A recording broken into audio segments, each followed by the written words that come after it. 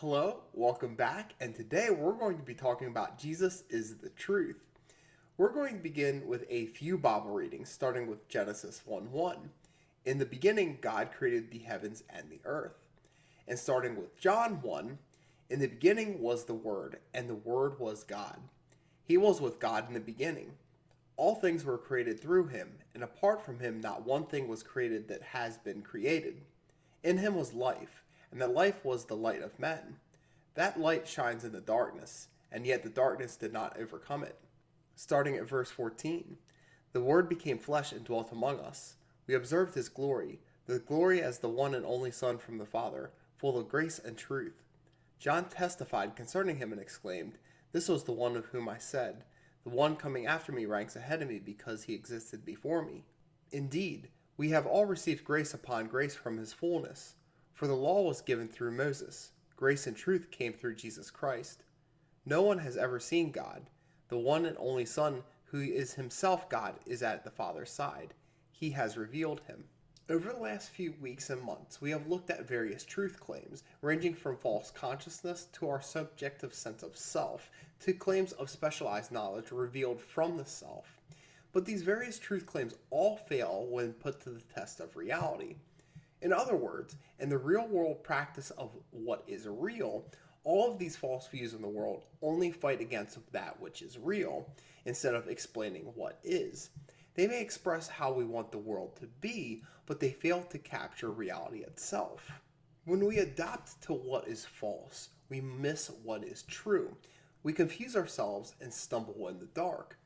Many who are stubborn will stick to their own truths and double down on what they believe, even when their truths are dashed upon the rocks of reality.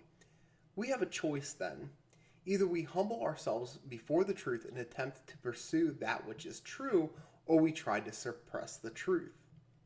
The wrath of God is being revealed from heaven against all the godlessness and wickedness of people who suppress the truth by their wickedness, since what may be known about God is plain to them, because God has made it plain to them. For since the creation of the world, God's invisible qualities, his eternal power and divine nature, have been clearly seen, being understood from what has been made, so that people are without excuse. For although they knew God, they neither glorified him as God nor gave thanks to him, but their thinking became futile and their foolish hearts were darkened. Although they claimed to be wise, they became fools and exchanged the glory of the immortal God for images made to look like mortal human beings, and birds, and animals, and reptiles. Therefore God gave them over in the sinful desires of their hearts to sexual impurity for the degrading of their bodies with one another. They exchanged the truth about God for a lie, and worshipped and served created things rather than the Creator, who is forever praised. Amen. While we're going to go more into the sinful aspect of this next week, we must understand the basic fact that rebellion against God is sin, and what is sinful concerns that which is true. The permissive nature of the wide gate, as we discussed last week, allows for people to say what is and is not permissible, to create their own systems of power and morality, being enlightened by their own knowledge. This open rebellion of permissiveness is often painted as free thinking, openness, elitism, or as a mark of intelligence, although none of that is true. Permissiveness is substituted for the truth in order for those with an ideological stronghold to rationalize their actions. Throughout this series, we have said that there is an inversion of values and putting the self in the place of God. What Paul is writing here in Romans is exactly what we see today. People worshiping that which is created out of their own mind's eye rather than what he has created. They believe in their own idolatrous path rather than what God has revealed as truth. And that takes us back to the Bible verses we quoted at the beginning. There are many things that can be inferred just from God's creation and revelation. First and most important is that because God is the creator, everything flows from that which is created. Because God exists and he created us, there is truth. God is the precondition to knowledge, wisdom, and truth. This is important because this means that we have an objective reality, one which places God properly as the creator, as he is the only one who has a direct claim to truth. The beginning of the Gospel of John says that Jesus is the Word, or the Logos. Because of "in the beginning was the Word," we understand that Jesus is eternal. Because of and the Word was God, we understand that Jesus is God. Because of the Word became flesh and dwelt among us, we understand that Jesus was human and divine, as he revealed himself to us as human without ceasing to be God. Because of all of this, we understand why Jesus is the truth. Jesus is the very Word of God incarnate in belief, in faith, in action, and in word. There are many fundamental beliefs that stem from Jesus as the truth. First, we understand that we are not God. We are not the ones whom create knowledge and wisdom, as it is God who is the creator, and it is him who revealed himself to us. We all fall short, and none of us are truly righteous. Because of that, we understand the fragility of the human condition.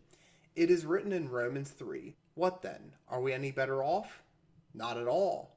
For we have already charged that both Jews and Greeks are all under sin, as it is written, 'There is no one righteous, not even one. There is no one who understands.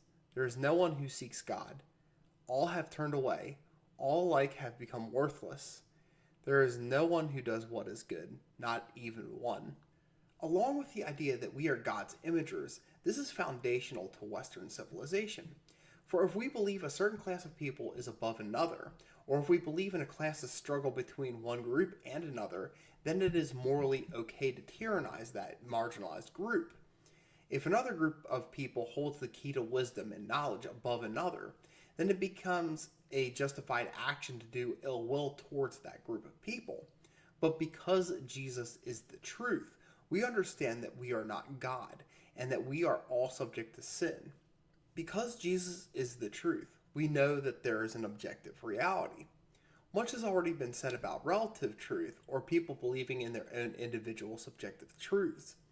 But because God has revealed himself to us, and we are created beings, we live in objective reality to which there is truth. This means that we have an objective morality as well. And this means we have an objective standard of facts, beauty, merit, and more. This isn't to negate the subjective. It means we cannot throw out the objective reality because of someone's subjective experience. For an example, people often point to their lived experience as truth. They're imposing that subjective sense of self onto what they perceive is the objective reality and expect others to respect their newly discovered reality. Others yet will point to morality, beauty, standards of merit, and try to argue that the exception breaks the rule, therefore objectivity is bad because it imposes limits on them. They don't need to replace the rule or explain why destroying the objective standard was good. There is only the subjective sense of self that they are grounded in, and that is not grounded in truth. Only when we understand that there is an objective reality and an objective morality do we find objective truth. It gives us a sense of grounding and direction, a goal to aim for, and allows us to do what he wills for us. Paradoxically, when we place faith in Jesus, we have more certainty and assurance. Having faith in our own subjective sense of self means that there is no authenticity or authority given to that which has created us or revealed himself to us. The authority is with ourselves, and because we are prone to sin and failure, we make the mistake of believing that we have our faith in our own authentic sense of self and that we have given the authority in our own subjectivity. But we lose the objective morality and objective facts when we do that.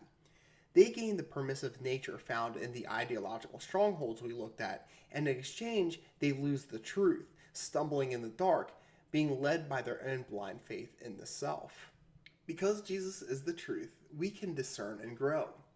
We are now in the information age, where we are able to endlessly research the answers to so many questions, grow in knowledge, and spend hours learning if we so choose. However, the information age has not brought about an age of endless knowledge and wisdom. There are so many facts that we can learn about the world. However, we could learn all there is to know and still ultimately miss the truth. In relation to what we talked about last week, just as we are to seek the narrow gate, we must pursue truth. To quote one of the more well-known Bible verses, "If you continue in my word, you really are my disciples. You will know the truth, and the truth will set you free."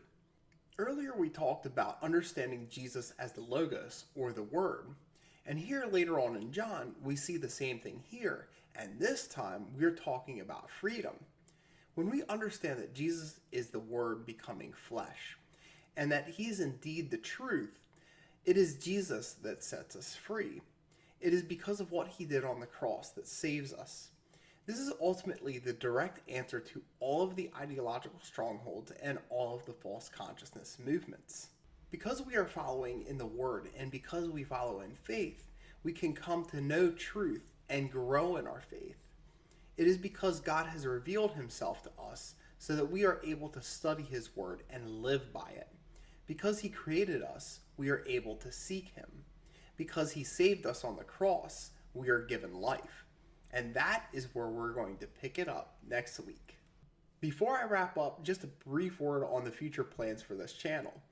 After this next devotional, we're going to be done with our second series, which is super exciting for me. One of the adjustments moving forward is beginning a shorter series in both length and scope. As for what I'm actually going to be working on, it's going to be the Lord of the Rings trilogy in about a 4 to 5 week series, and then after that, a 4-week series on stewardship, which I'm really excited for. Anyway, until next time, God bless and stay salty.